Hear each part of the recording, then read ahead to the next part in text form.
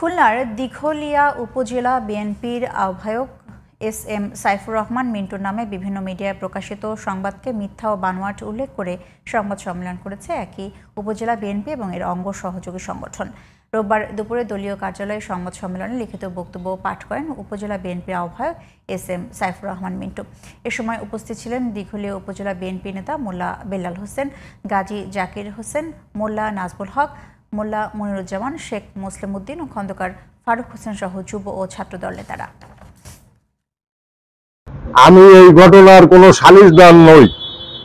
বাদী আমাকে সাক্ষী হিসেবে উল্লেখ করায় আমাকে দিঘলিয়া থানার ওসি তদন্তর আমন্ত্রণে একজন সাক্ষী হিসেবে উপস্থিত হই মাত্র।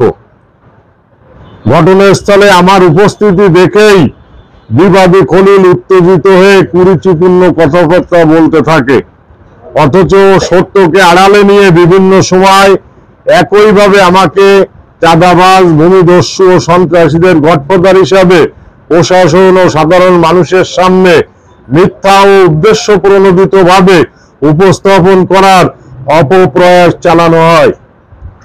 আমি আপনাদের মাধ্যমে আমাকে নিয়ে বিভিন্ন সময় প্রকাশিত সংবাদের জোর প্রতিবাদ জানাচ্ছি।